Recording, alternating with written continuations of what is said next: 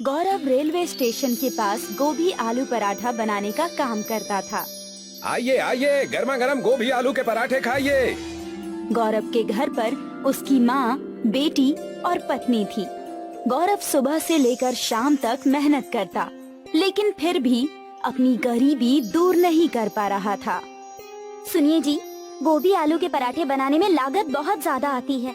आप एक काम कीजिए, आप सादा पराठे बनाकर बेचिए, जिससे हमारी लागत कम आएगी और प्रॉफिट ज्यादा होगा। नहीं, मैं ऐसा नहीं कर सकता। सादे पराठे खाना कोई पसंद नहीं करेगा। और फिर पिताजी भी गोभी आलू के पराठे बेचा करते थे, इसलिए मैं भी यही काम करूंगा। गौरव के पास तरह तरह के ग्राहक और उनकी तरह तरह की डिमांड होती। अरे भाई, जरा मेरे पराठे में गोभी आलू ज्यादा भर देना। मुझे पराठों के साथ सब्जी भी चाहिए।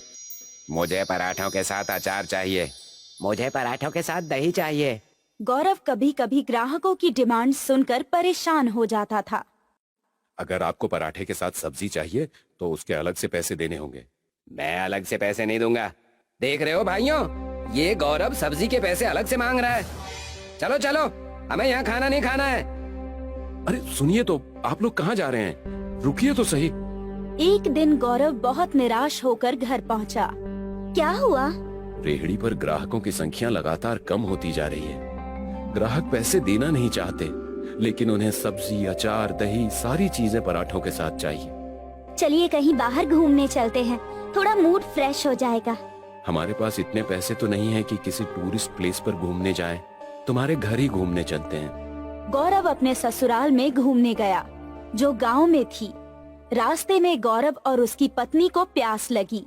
उन्हें कहीं से झरने गिरने की आवाज सुनाई दी। ये झरने की आवाज पूरब दिशा से आ रही है। गौरव और उसकी पत्नी पूरब की ओर चलते गए। झाड़ियों के पार उन्हें झरना मिला। ये झरना तो बहुत खूबसूरत है। गौरव और उसकी पत्नी ने जी भरकर पानी पीकर प्यास बुझाई और हाथ पैर भी धोए। जब वे चलने के लिए तैयार हुए तो उन्हें किसी के कराहने की आवाज सुनाई दी। ये कराहने की आवाज झरने के पीछे से आ रही है।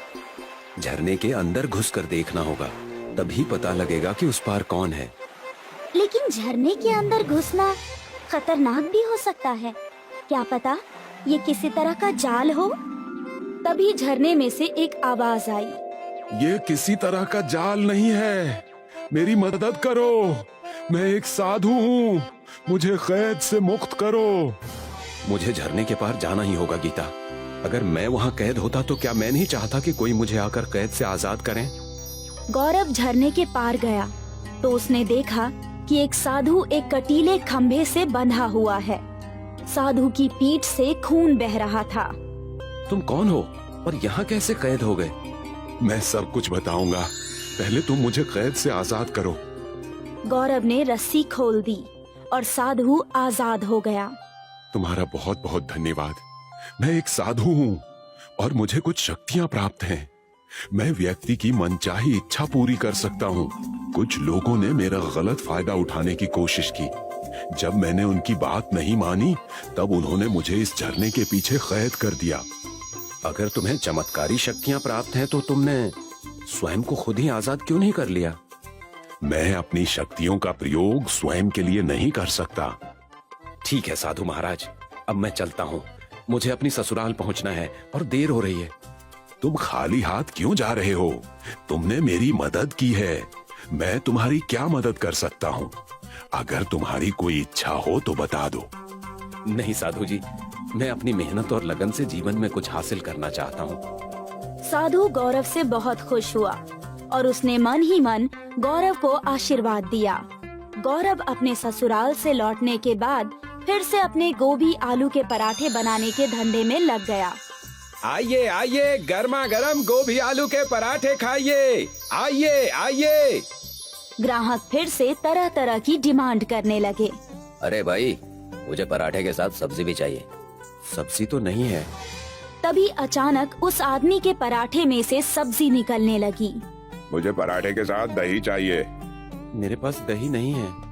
लेकिन तभी उस आदमी के पराठे में से दही निकलने लगा। मुझे पराठे के साथ अचार चाहिए। मेरे पास अचार नहीं है। लेकिन तभी तीसरे आदमी की प्लेट में से अचार निकलने लगा। सारे लोगों का दिमाग चकरा गया।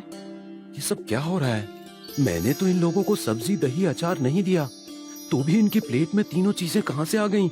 तभी वहाँ वही साधु आया जिसे गौरव ने झरने के पीछे जाकर आजाद किया था। बेटा जरा 2 पराठे लगा देना, सब्जी, दही और अचार के साथ। इतना कहकर साधु अदृश्य हो गए। गौरव समझ गया कि ये सारा चमत्कार उस साधु की वजह से हो रहा है। गौरव की रेहड़ी पर लोगों की भीड़ लग गई। सभी पराठे खाने के लिए वहाँ टूट पड़े। वे पराठे के साथ सब्जी, दही, अचार और जो भी मांगते वही पराठों में से निकलने लगता और थाली में आ जाता। गौरव ईमानदारी से सिर्फ पराठों के पैसे लिया करता। कुछ ही दिनों में गौरव लखपति बन गया। गौरव ने सबको सच सच बता दिया कि ये चमत्कार एक साधु की वजह से हो रहा है, जिसे गौरव ने झरने के पीछे के कैद से मुक्त किया था। वे साधु झरने के पास ही ध्यान में लीन होकर तपस्या करने लगे। गौरव के बराबर में दीपक नाम का एक आदमी ठेला लगाता था। दीपक भी पराठे बेचा करता था। दीपक ने सोचा कि अगर वो भी गौरव की तरह वरदान प्राप्त कर ले तो वो भी जल्द ही अमीर हो जाएगा। दीपक गौरव के पास गया और उसने बातों बातों में वो जगह पूछ ली जहाँ झरना था। दीपक बंदूक लेकर साधु के पास पहुँच गया। तुम कौन हो और यहाँ क्यों आए हो? सुन बुढ़ऊ, मेरा नाम दीपक है और मैं गौरव के बराबर में रेहड़ी लगाता हूँ। तूने गौरव को वरदान देकर बहुत बुरा किया। तुम गलत समझ रहे हो। गौरव एक भला और मेहनती आदमी है। उसने मुझसे कोई वरदान नहीं मांगा था। मैंने तो उसे सदा सुखी रहने का आशीर्वाद भर दिया था। मेरे सामने ज्यादा बड़बड़ मत कर बुड्ढे। चुपचाप मुझे भी लखपति बनने का आशीर्वाद दे, वरना बंदूक से तेरा भेजा उड़ा दूंगा। इस तरह आशीर्वाद प्राप्त नहीं किया जाता है। लगता है तू ऐसे नहीं मानेगा। दीपक ने साधु की गर्दन पकड़ ली और उसकी गर्दन को दबाते हुए बोला, जल्दी आशीर्वाद दे, वरना मैं तेरा काम तमाम कर दूंगा। ठीक है, मैं तुझे आशीर्वाद देता हूँ। दीपक ने लौटकर बहुत खुश होकर अपनी रेहड़ी लगाई।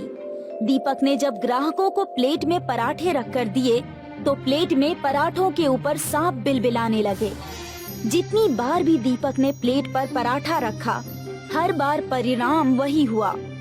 लोगों ने दीपक के पराठे बिल्कुल खाने छोड़ दिए।